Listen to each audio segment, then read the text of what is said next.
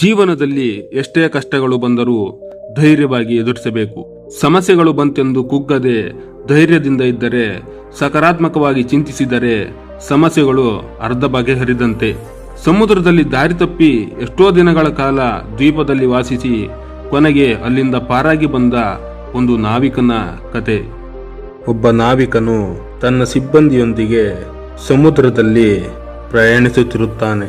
ಇದ್ದಕ್ಕಿದ್ದಂತೆ ದೊಡ್ಡ ಬಿರುಗಾಳಿ ಬೀಸಿ ಹಡಗು ಜನವಸತಿ ಇಲ್ಲದ ದ್ವೀಪದ ಕಡೆಗೆ ಸಾಗುತ್ತದೆ.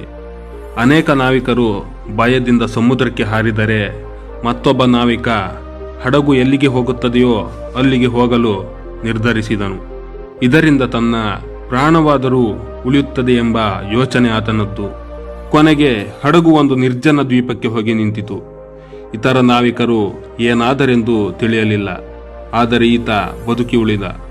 ಆದರೂ ಆ ದ್ವೀಪದಿಂದ ಹೊರಗೆ ಹೋಗಲು ನಿರ್ಧರಿಸಿದರು. ಆದರೆ ಒಂದೇ ಒಂದು ಹಡಗು ಕೂಡ ಆ ಕಡೆ ಬರಲಿಲ್ಲ. ಪ್ರಯತ್ನಿಸಿ ಸುಸ್ತಾಗಿ ಕೊನೆಗೆ ಇನ್ನು ನನ್ನ ಜೀವನ ಇಲ್ಲೇ ಇದೆ ಎಂದು ನಿರ್ಧರಿಸಿದನು. ಕಟ್ಟಿಗೆಗಳನ್ನು ಸಂಗ್ರಹಿಸಿ ಸಣ್ಣ ಗುಡಿಸಲು ನಿರ್ಮಿಸಿದನು. ಆ ನಾವಿಕ ಕಾಡಿನಲ್ಲೇ ದೊರೆಯುವ ಹಣ್ಣು ಹಂಪಲು ತಿನ್ನುತ್ತಾ ಜೀವನವನ್ನು ಕಳೆಯುತ್ತಾನೆ. ಅದೇ ರೀತಿ ಕೆಲವು ದಿನಗಳು ಕಳೆಯಿತು. ಆ ನಾವಿಕ ಕಾಡಿನಲ್ಲಿ ಆಹಾರ ಹುಡುಕಿಕೊಂಡು ಹೊರಟನು. ಅಲ್ಲಿಂದ ಬರುವಷ್ಟರಲ್ಲಿ ಆತನ ಗುಡಿಸಲು ಬೆಂಕಿಗೆ ಆಹುತಿಯಾಗಿದ್ದನ್ನು ಕಾಣುತ್ತಾನೆ. ಆತನಿಗಿದ್ದ ಒಂದೇ ಒಂದು ಸೂರು ಗುಡಿಸಲು, ಆದರೆ ಅದನ್ನು ಕಳೆದುಕೊಂಡು ಆತ ಬಹಳ ಬೇಸರಗೊಳ್ಳುತ್ತಾನೆ. ಇಷ್ಟಾದರೂ ಆತನಲ್ಲಿ ಸಕಾರಾತ್ಮಕ ಆಲೋಚನೆಗಳು ಕಡಿಮೆ ಆಗಲಿಲ್ಲ. ಮತ್ತೆ ಗುಡಿಸಲನ್ನು ಕಟ್ಟಿ ಜೀವಿಸಲು ಆರಂಭಿಸಿದನು.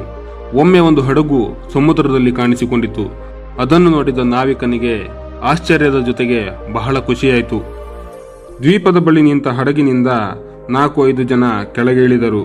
ಇತ್ತ ಹೋಗುವಾಗ ದಟ್ಟ ಹೊಗೆ ಕಾಣಿಸಿಕೊಂಡಿತು. ಏನಾಗಿರಬಹುದು ಎಂದು ನೋಡಲು ಇತ್ತ ಬಂದೆವು, ಆದರೆ ಇಲ್ಲಿ ನೀವು ಕಂಡಿರಿ ಎಂದು ಹೇಳಿದಾಗ ನಾವಿಕನಿಗೆ ನನ್ನ ಗುಡಿಸಲು ಬೆಂಕಿಗೆ ಆಹುತಿಯಾಗಿದ್ದು ಒಳ್ಳೆಯದೇ ಆಯಿತು ಎಂದುಕೊಂಡನು. ನಂತರ ಹಡಗಿನಲ್ಲಿ ನಾವಿಕ ತನ್ನ ಮನೆ ಸೇರಿಕೊಳ್ಳುತ್ತಾನೆ. ಆದ್ದರಿಂದ ಬದುಕಿನಲ್ಲಿ ಎಷ್ಟೇ ಕಷ್ಟ ಬಂದರೂ ಖಿನ್ನತೆಗೆ ಒಳಗಾಗಬೇಡಿ. ನನ್ನ ಬದುಕು ಇನ್ನೂ ಮುಗಿಯಿತು ಎಂದು ನಕಾರಾತ್ಮಕವಾಗಿ ಯೋಚಿಸುವುದು ತಪ್ಪು. ಅದರ ಬದಲಿಗೆ ಏನೇ ಕಷ್ಟ ಬಂದರೂ ಎದುರಿಸುತ್ತೇವೆ, ಎಲ್ಲವೂ ಒಳ್ಳೆಯದಾಗುತ್ತದೆ ಎಂಬ ಸಕಾರಾತ್ಮಕ ಯೋಚನೆ ಇದ್ದರೆ ಎಲ್ಲವೂ ಒಳ್ಳೆಯದೇ ಆಗುತ್ತದೆ.